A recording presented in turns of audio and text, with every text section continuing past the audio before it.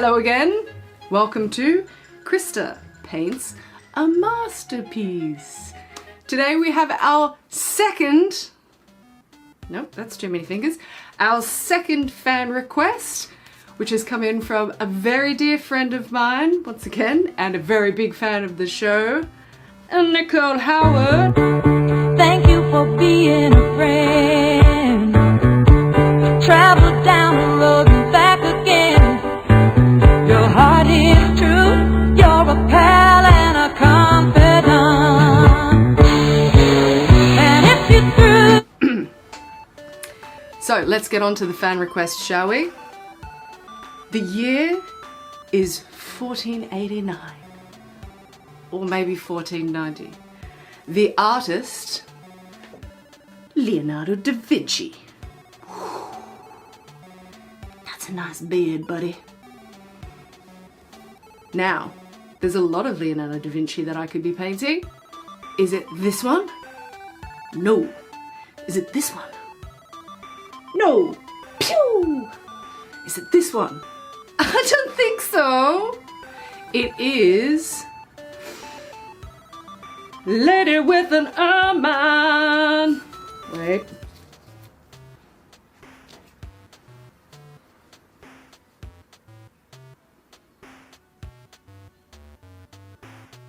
Nailed it.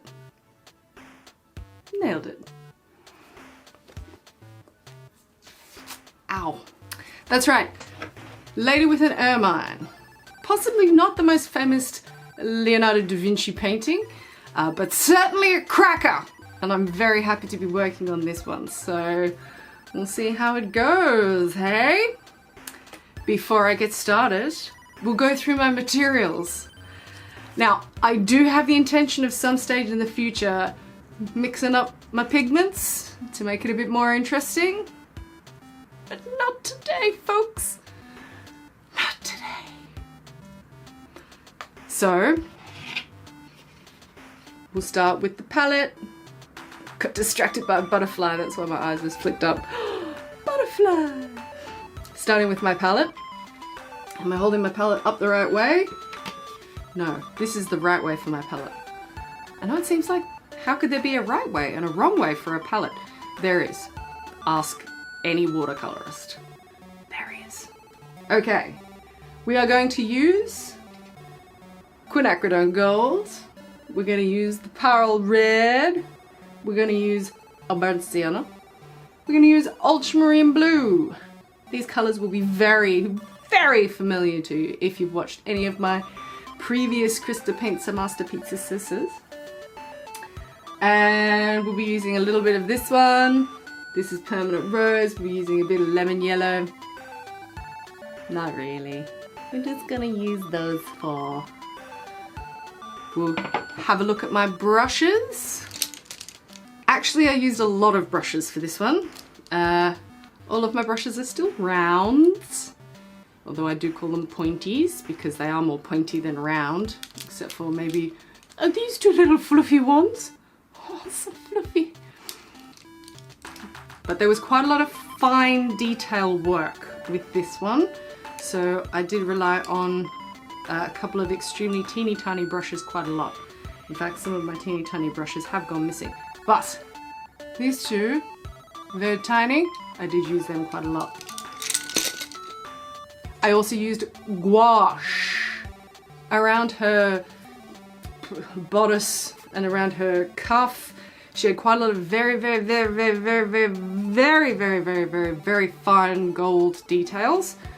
And so I did use gouache for those. Where's my gouache palette? It's covered in stuff. Here's my gouache palette. So I ended up using, actually this is a cadmium yellow. I was using that quite a lot. And I used a tiny little bit of the yellow ochre as well. Because the yellow ochre makes a kind of dull gold colour. And then this makes the bright gold colour. And then I put in a bit of white for the extra highlights. Let's have a look at some tubes of paint now.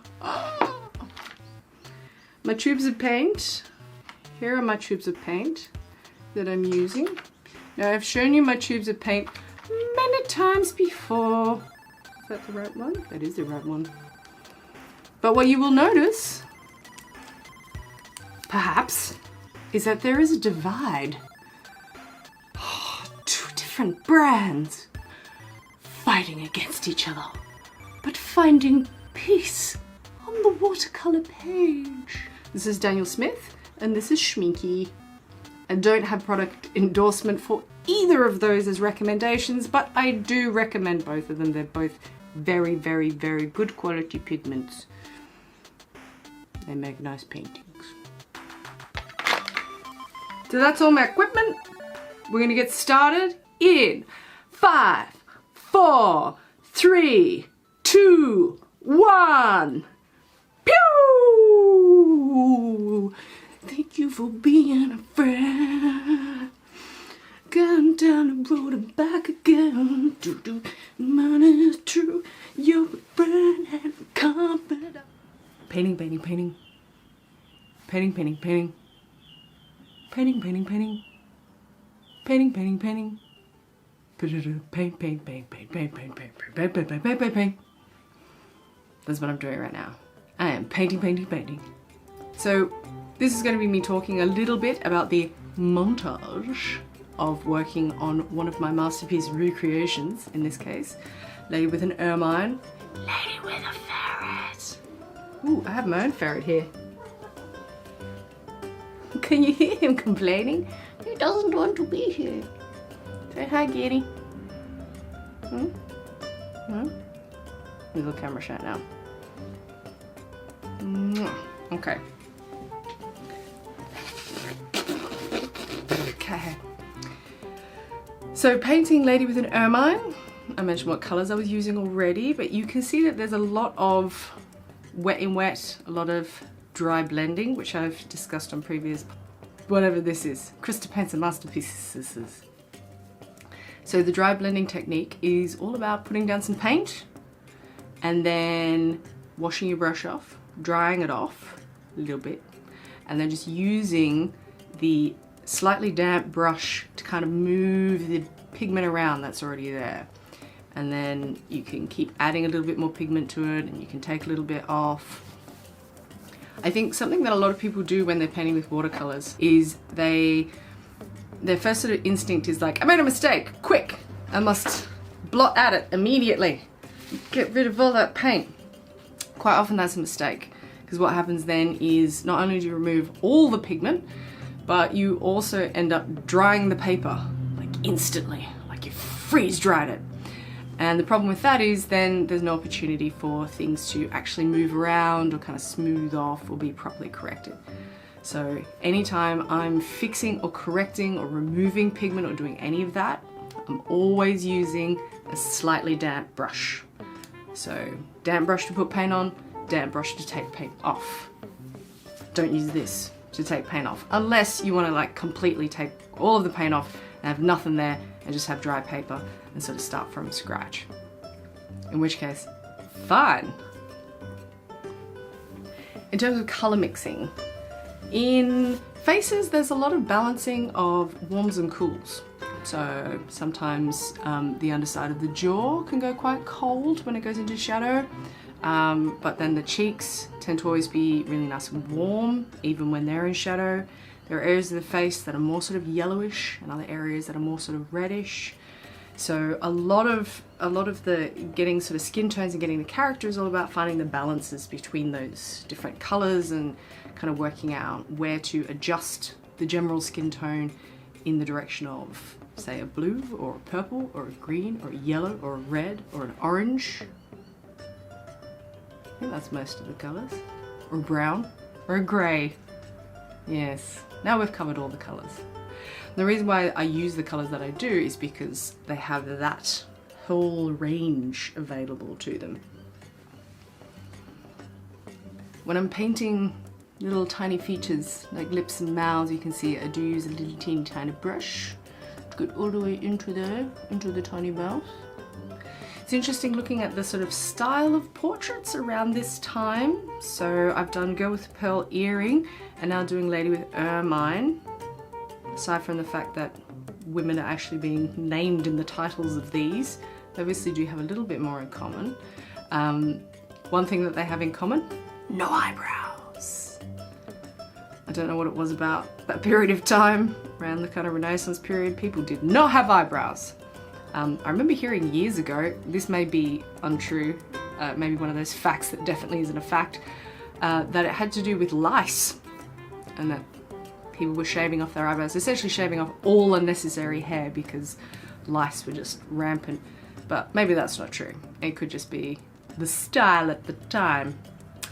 But certainly both of these portraits have no eyebrows, or very kind of just the shape of the brow but with actually no additional hair. But the other thing that's noticeable about them is also sort of the smooth porcelain skin, which is a trend that's obviously still continued to this day, because we certainly have plenty of women who end up in magazine covers and their faces have been photoshopped into being blank balloons. But even back here, back in sort of the 15th, 16th century, you still had people with completely smooth porcelain faces. I mean, part of that also is that both girl with the pearl earring and this one, lady with an ermine, I mean, we say lady, she wasn't really a lady. She would have been 16 at the time and pregnant. So yeah, I mean, if we're gonna call her a lady just because she was about to become a mother, I guess, but 16, she's 16. So not many opportunities for wrinkles to develop over those 16 years, I suppose. But even so, there was a tendency towards sort of minimizing features, making them very small and petite, which I think is very clear in both this picture and also other Leonardo da Vinci works. You can certainly see that to a certain degree in his paintings of Madonna, and certainly in that really famous painting, whose name I've completely forgotten, Mona Lisa. Oh my god, I can't believe it just blanked on Mona Lisa. Yes, Mona Lisa.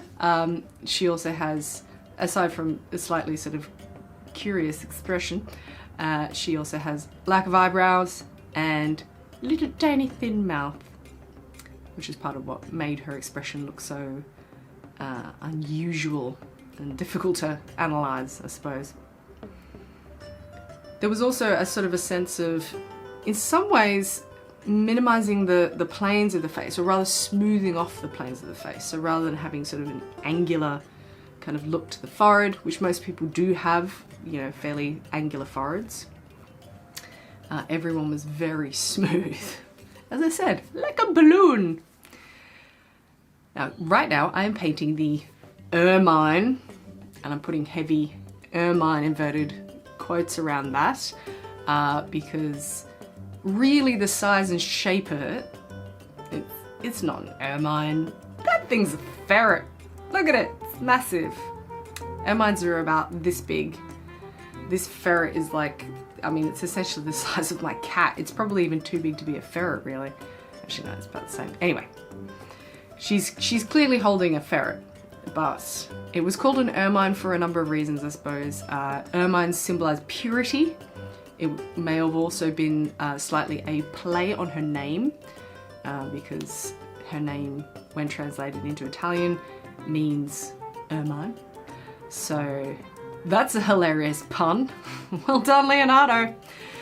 But it's funny saying that it relates to purity and virginity.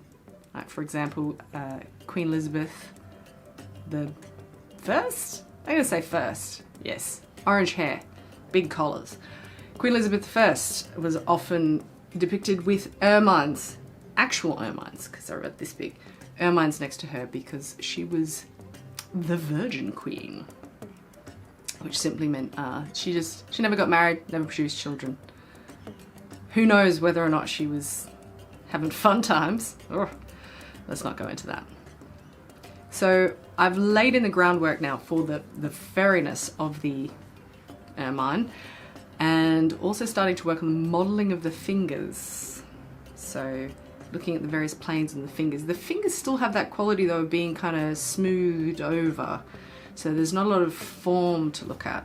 And I did really struggle quite hard getting the shadows kind of in between all of the fingers. So getting that furry texture on the ermine, and then also shaping the fingers at the same time by doing negative painting.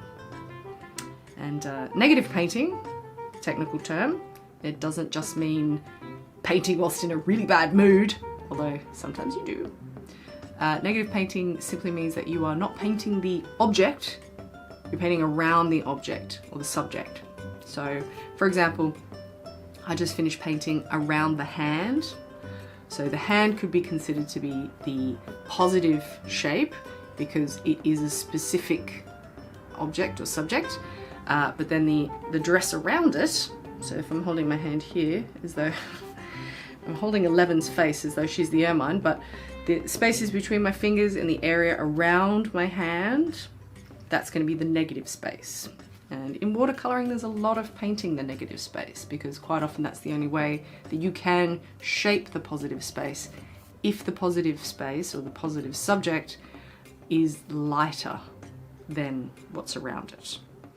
Because watercolour, you're always preserving the light where possible. So you try and leave the light areas behind as opposed to opaquely painting white or light colours on top. You might do that with gouache, or you might do that with oils or acrylics, but generally not so with watercolours. Although, as you have seen in some of my previous Krista paints and masterpieces, I do add little touches of gouache from time to time, and there will be some of those in this as well, particularly around the fur of the ermine, just around like its ears and its eyes, and also on some of her jewellery later we'll see a little bit of gouache coming in. That would be just to make those little highlights. Fingernails, fingers and fingernails. So fingers, hands, I think structurally what people get fixated on is the fingers themselves. And there's many a time where I've seen a hand painted and it's just literally perfectly kind of round fingers, palms too small, and the fingers have no structure. They're like always straight. So getting a sense of the fact that when fingers bend, often they bend from the first joint. So most often you're going to get that kind of shape. A claw! You're going to get a claw shape. And what that means is you'll have a plane that's kind of continuous on the back of the hand, and then you get a plane change onto the fronts of the fingers. And that's pretty much what we're seeing in this one as well. He has sort of cocked the forefinger though, to make it more interesting, perhaps. I don't know. I don't know why I did it. We'll have to ask him. I'll give him a call. Leonardo, why did you cock the forefinger on the lady with the ermine? Oh, yes, that's what I thought. He just called me on the old pencil extension there. Yeah, he said it was just so it looked good. But the other aspect of painting hands, painting fingers is a lot of the time too, people also want to like perfectly outline the fingernail. Don't do it! No one needs to see that much fingernail. It just doesn't matter. There's a lot that we can infer from the general idea of there's a little bit of an edge of a fingernail there. You don't have to paint the whole thing in or draw the whole thing in, I promise. Same with toenails. Don't outline them. They look dirty. It's not nice. So coming in very, very strong and bold on the rest of the clothes now. This was something I was slightly worried about coming into this painting. I was thinking about, number one, am I going to be able to get it dark enough? And number two, how am I going to make those clothes look lovely and shiny? Because they do look quite shiny, which was also a problem with Girl with the Pearl Earring. I think this was a particular period of time where, number one, people were wearing very shiny clothing, particularly silks and satins. And number two, painters loved painting shiny clothing. A little bit show off how good they were. Because if you can make clothing look shiny, everyone would go, woo, look at you! Potentially, I'm not sure. That's probably not how they spoke in the 15th and 16th century. It's probably more like, woo, no, look at thou. Maybe. So at this point starting to put in some of the large bold areas of the background. It's going to require at least a couple of washes. It's funny when you see that first wash go down and you think, ooh, that's rather dark. And then within a few minutes it started to dry off and it is not dark, not nearly dark enough. Sometimes you might see a particular kind of technique of me painting as well, where I have my brush in my right hand and then I'll brace it on my left hand. If you ever see me doing that, bracing it, and that's simply because I actually have naturally slightly tremorous hands, and a lot of this kind of fine detail stuff requires, you know, hands that aren't slightly shaking, and so I often brace my hand against my hand so that way the two kind of tremors will balance each other out, hopefully. That's what I assume happens anyway. We're now coming up towards the end of the painting. Yay! We're doing the fine details, which is little bits of gouache, put it on the necklace. I'll start refining the hair pretty soon. When you look at the comparison between my picture and the original as well, it's funny because I always do have these little biases, little elements of the picture that I tend to change. Quite often I think I make the face more, what's the word I'm looking for? I want to say more realistic, but that's nuts because I'm talking about Leonardo Da Vinci. But I do feel like in the original her eyes were slightly too big for her face. In fact, her features in general were quite big for her face. But then on the other hand, I think maybe I've aged her slightly. She probably does look 15 or 16 in the original, and I think in my one she looks like she's well into her 20s, which means she would have been an old woman for the era. So I think she looks very nice though. You can see it coming in with one final very dark background, quite important. I'm trying to get the hair to blend into the background as well, because in the original it does, it completely disappears. And then I'll work a little bit more on the hair. Now originally this bold look of the hair here wasn't hair, it was actually a veil. But at some point at the same time when the background got repainted and made into just this sort of dark wash, the veil got repainted and became part of the hair. That's it, it's done.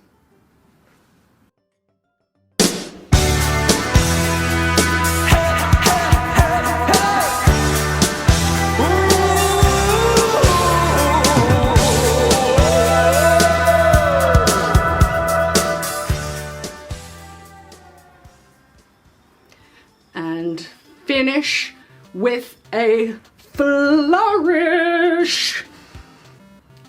Yes, that's how Leonardo would have done it.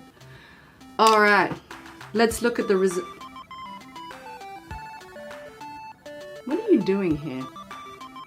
Let's have a look at the results.